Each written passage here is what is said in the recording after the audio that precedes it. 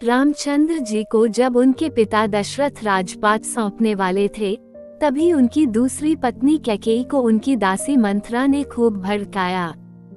मंथरा ने कहा कि राजा तो आपके बेटे भरत को बनना चाहिए। इसके बाद कैकेयी ने राजा दशरथ से 2 वर मांगे।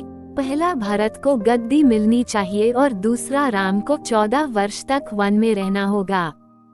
राजा दशरथ को अपनी पत्नी के वर पूरे करने पड़े।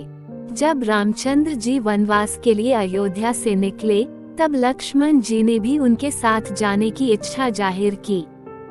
लक्ष्मण के वन जाने की बात सुनकर उनकी पत्नी उर्मिला भी साथ जाने की जिद करने लगती है। तब लक्ष्मण अपनी पत्नी उर्मिला को समझाते हैं कि वह अपने बड़े भाई और मां समान भाभी सीता की सेवा करने के लिए जा रहे हैं। अगर तुम वनवास में साथ चलोगी तो मैं ठीक तरह से सेवा नहीं कर पाऊंगा। लक्ष्मण के सेवा भाव को देखकर उर्मिला साथ जाने की जिद छोड़ देती है और महल में ही रुक जाती है। वन में पहुंचकर लक्ष्मण भगवान राम और सीता के लिए एक कुटिया बनाते हैं। जब राम और सीता कुटिया में विश्राम करते थे, तब लक्ष्मण बाहर पहरेदारी करते थे। वनवास के पहले दिन जब लक्ष्मण पहरेदारी कर रहे थे, तब उनके सामने निद्रा देवी प्रकट हुई।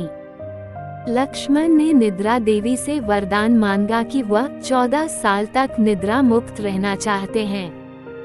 निद्रा देवी ने कहा कि तुम्हारे हिस्से की नींद किसी और को लेनी होगी। लक्ष्मण कहते हैं कि उनके हिस्से की नींद उनकी पत्नी को दे दें।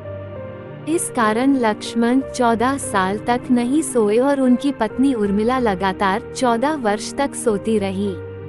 14 वर्ष बाद जब भगवान राम और माता सीता के साथ जब लक्ष्मण अयोध्या वापस आए, तब नींद की अवस्था में रामचंद्र जी के राजतिलक समारोह में उर्मिला भी उपस्थित थी। ये देख लक्ष्मण को हंसी आती है। जब लक्ष्मण से हंसी की वजह पूछी गई, तो उन्होंने निद्रा देवी के वरदान के बारे में सब कुछ बताया। लक्ष्मण ने कहा कि जब मैं उबासी लूंगा, तब उर्मिला की नींद खुलेगी। लक्ष्मण जी की इस बात को सुनकर सभा में मौजूद सभी हंस पड़े। सभी को हंसते देख उर्मिला लज्जावश समारोह से उठकर बाहर चली जाती हैं।